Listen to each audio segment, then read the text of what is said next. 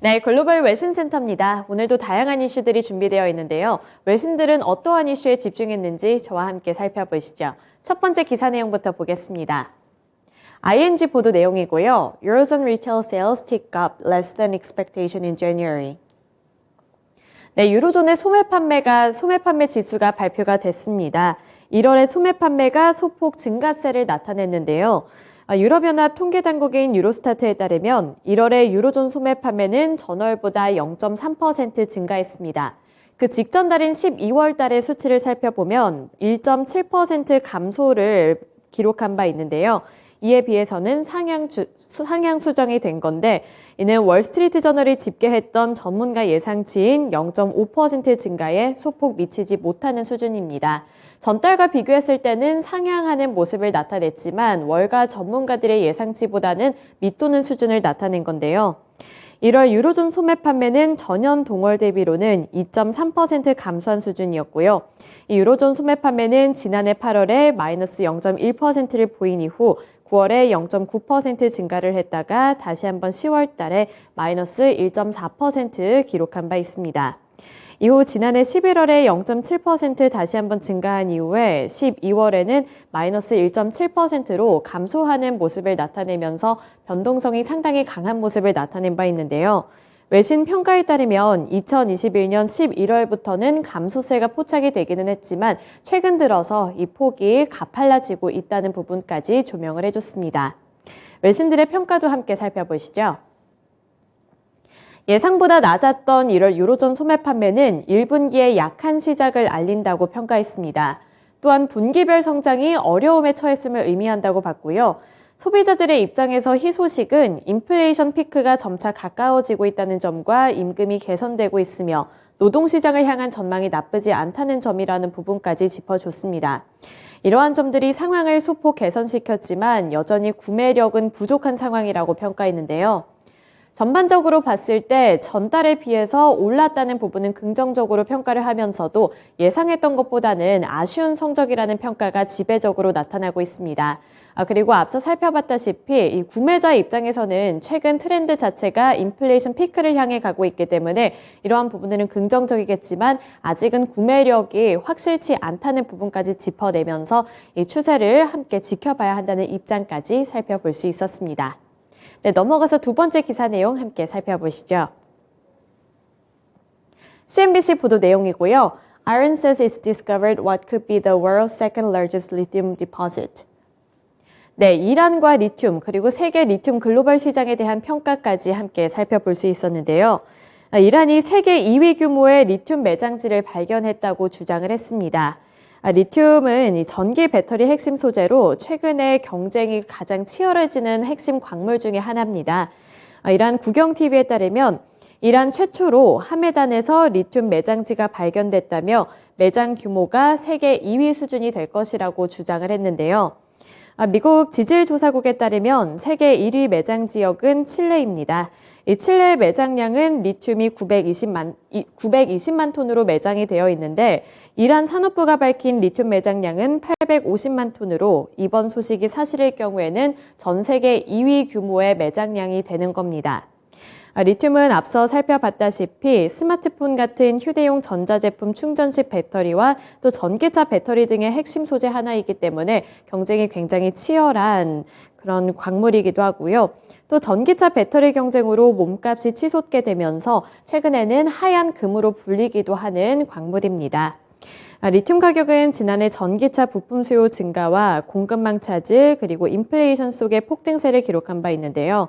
하지만 최근 전기차 판매 둔화와 그리고 중국의 경기 둔화 속에 가격이 소폭 내려간 바 있는데 사실로 밝혀질 경우에는 추후에 또한 어떠한 영향력이 행사가 될지 코멘트 통해서 살펴보도록 하겠습니다.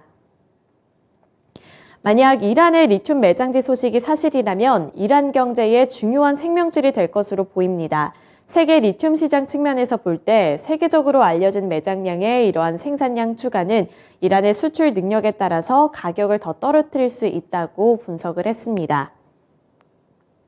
최근 이란은 러시아에 무기를 조달했다는 이유로 여러 가지 제재를 받고 있는 상황인데요. 그런 이란에게 이번 리튬 매장지 발견은 경제에 큰 생명줄이 될 수 있다는 평가가 나오고 있습니다. 비록 경제 제재로 수출 물량이 제한이 된다고 하더라도 리튬 수출로 인해서 숨통이 트일 수 있다는 분석이 함께 나오고 있고요. 또 이렇게 개별적인 입장뿐만 아니라 전 세계 리튬 시장의 입장에서 봤을 때는 가격 하락도 예상해 볼 수 있다고 봤습니다.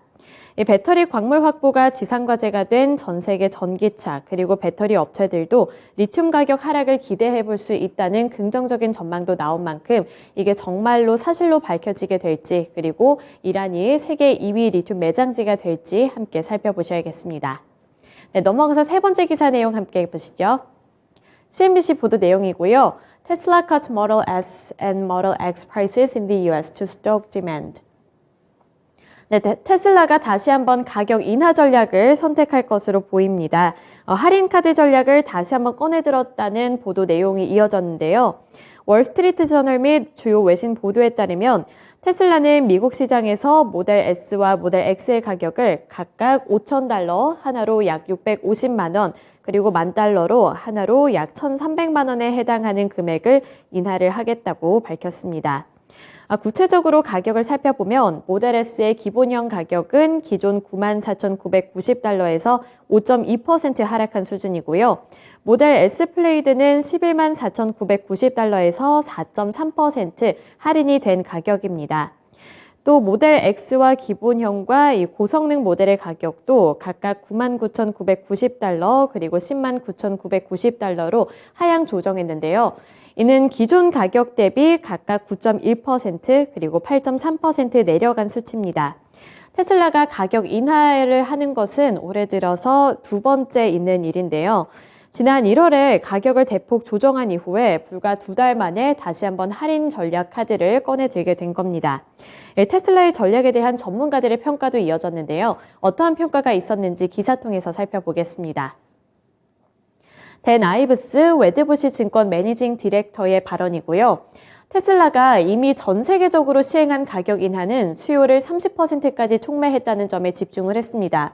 이것은 전기차의 군비 경쟁이며 이러한 경쟁에서 테슬라는 가격 경쟁에서 선점을 차지할 수 있는 마진을 갖고 있기 때문에 다른 경쟁사들에 비해 훨씬 유리한 입장에 있다고 봤고요.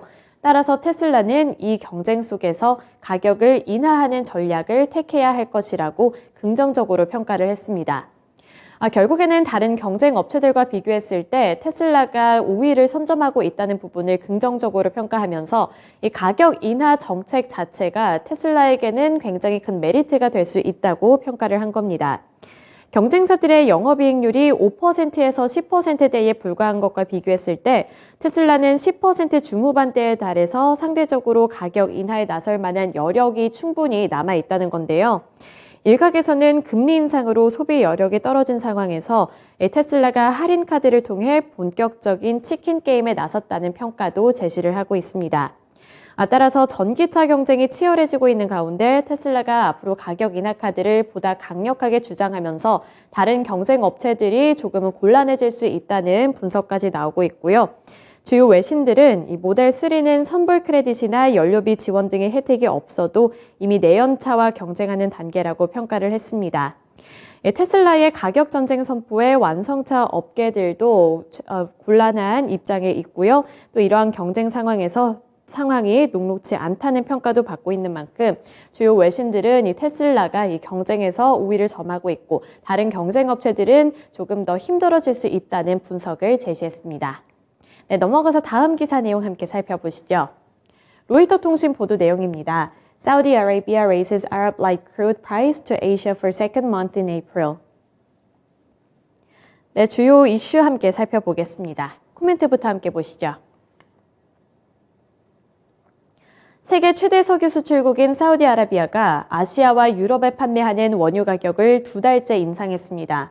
아람코는 4월 아시아 인도분 아랍 경질유 가격을 전월 대비 배럴당 0.5달러 인상하겠다고 밝혔습니다. 이는 중동산 원유 벤치마크인 오만 두바이유의 평균 가격보다 배럴당 2.5달러 높은 수치인데요. 유럽의 판매 가격도 올라갔습니다. 북유럽은 배럴당 0.5달러, 남유럽은 배럴당 0.3달러 인상하겠다고 밝혔고요. 글로벌 벤치마크인 ICE 브렌트유 4월분과 비교를 했을 때 북유럽은 배럴당 1달러, 남유럽은 배럴당 0.8달러 더 비싸진 수치입니다. 이 아람코의 이 같은 가격 인상은 다시 경제의 기지개를 펴고 있는 중국의 수요가 증가할 것이라는 전망 때문인데요. 결국에는 중국의 리오프닝 효과 때문에 이러한 부분들이 일어났다고 분석을 하고 있는 겁니다. 또 아민 나세르 아람코의 최고 경영자는 가격 인상과 관련해 중국의 에너지 수요 증가를 원인으로 꼽은 만큼 이러한 원유 인상에 대해서는 중국의 리오프닝이 핵심이 되고 있다는 부분까지 함께 체크해 보셔야겠습니다.